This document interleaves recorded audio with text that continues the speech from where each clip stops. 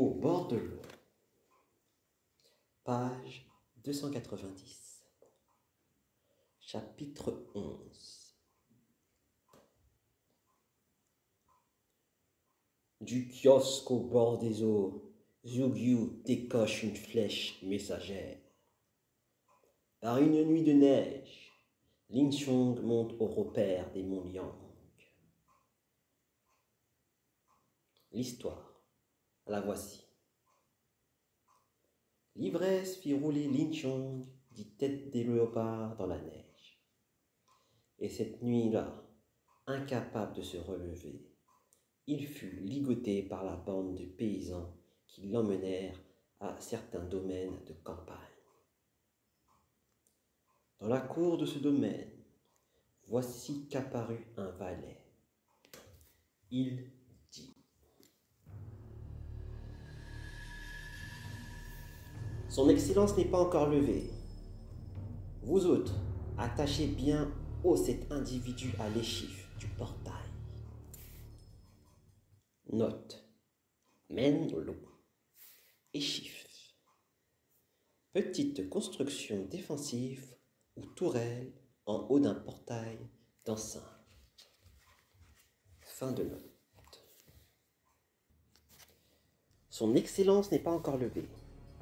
Vous autres, attachez bien cet individu à l'échif du portail. Le ciel s'éclairait des premières lueurs de l'aube.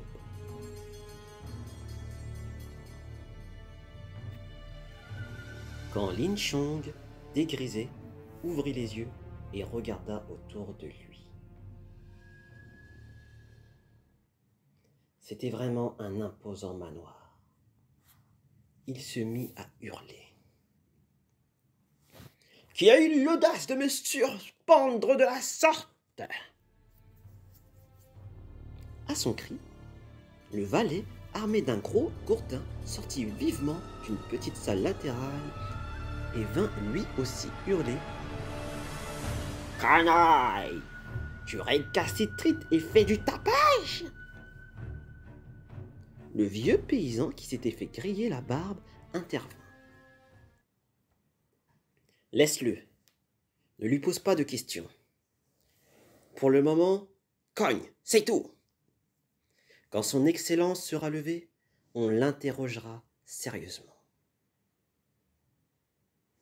Toute la bande des croquants s'avança d'un seul mouvement. Lin Chong, sous une grêle de coups de trique, ne put se débattre et n'eut d'autre recours que de clamer. « Ça m'est égal, je m'expliquerai tout à l'heure. » Mais voici qu'un valet vint annoncer. « Son Excellence arrive !» Lin Chong entrevit confusément un officier. L'homme s'approcha, les mains croisées derrière le dos, et, parvenu sous la galerie, demanda : « Qui est cet homme que vous rosez ?» Ils répondirent d'une seule voix : « C'est un bandit que nous avons attrapé la nuit dernière, alors qu'il volait notre riz. » L'officier vint voir le captif de plus près. Il reconnut Lin Chong, dit immédiatement au paysan de s'écarter, défit lui-même les liens et dit : « Instructeur, comment se fait-il que je vous trouve suspendu ici ?» Voyant la tournure que prenaient les choses, la troupe des Péquenots s'éclipsa. Lin Chong, lui, dévisagea son interlocuteur, qui n'était autre que Cai Jing, le petit ouragan. Il s'exclama aussitôt : « Excellence, à mon aide !»« Messire, » s'enquit Cai Jing, « d'où vient que vous ayez dû subir les humiliations de ces manants ? C'est une longue histoire que je ne saurais vous conter en un mot. » Tous deux allèrent donc s'asseoir à l'intérieur, et Lin Chong narra par le menu les péripéties de l'incendie des greniers. Une fois mis au fait, Kaijin dit: Grand frère, telle est donc votre malfortune. Mais présentement, le ciel vous est clément, et je vous en prie, rassurez-vous, car vous êtes ici au manoir de l'Est de votre petit frère. Demeurez quelque temps, ensuite nous aviserons. Il envoya ses gens prendre une garde-robe complète et pria Lin Chong de se changer entièrement. Puis, ils allèrent s'asseoir dans un cabinet bien chauffé, où des mets et du vin leur furent servis. C'est ainsi que Lin Chong resta pendant 5 ou 7 jours au domaine de l'Est de Kaijin. Voilà pour lui.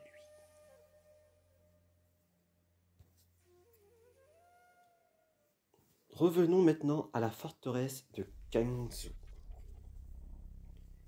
Le gouverneur accusa officiellement Lin Chong de triple meurtre sur les personnes du geôlier, de l'officier Lu et de Fan Han, ainsi que d'incendie volontaire des greniers militaires.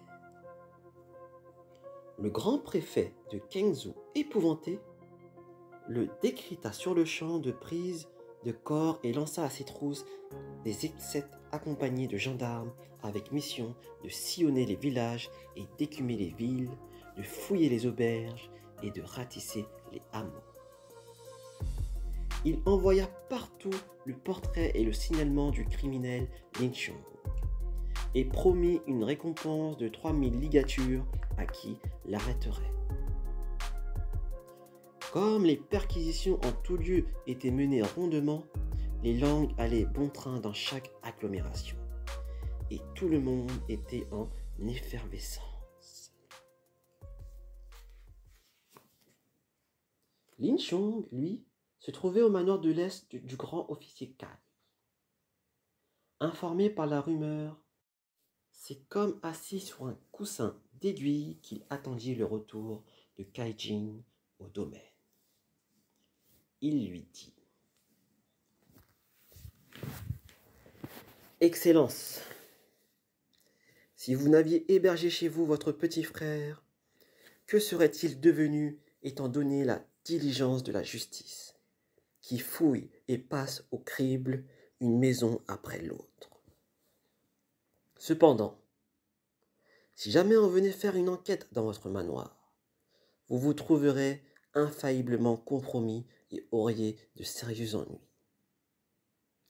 Puisque j'ai le bonheur de vous trouver féru de justice et faisant fi des richesses, je voudrais vous prier de me prêter un petit viatique qui me permettra d'aller chercher asile ailleurs. Note. Zhang Zhizhukai, champion du bon droit et généreux.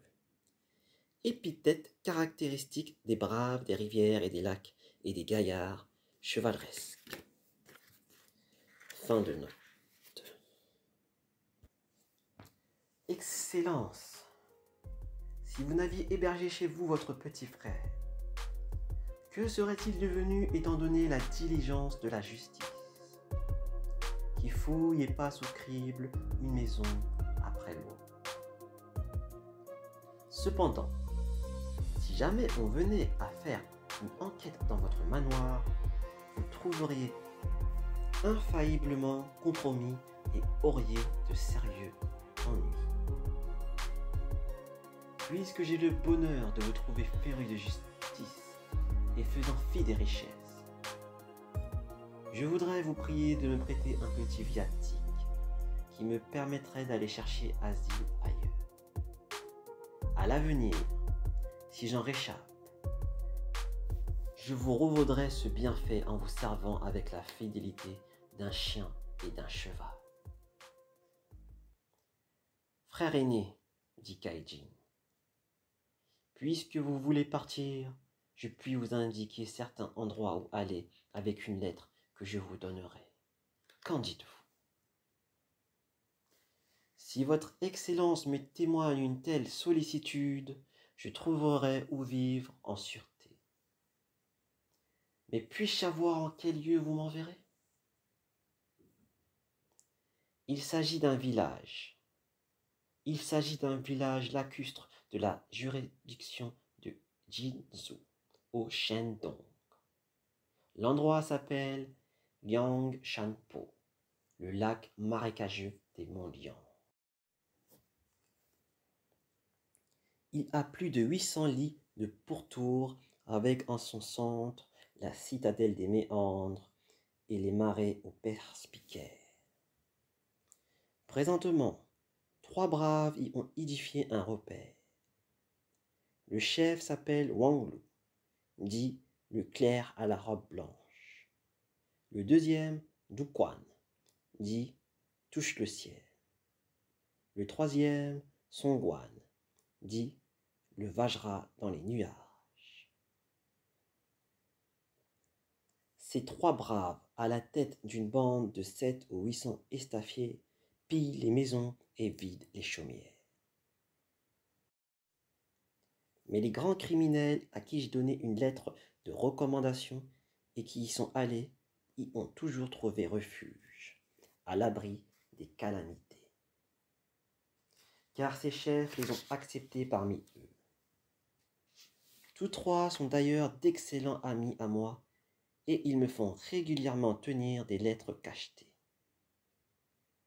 Maintenant, frère aîné, je vais rédiger un billet dont vous vous munirez pour aller vous joindre à leur bande. Cela vous sied-il ?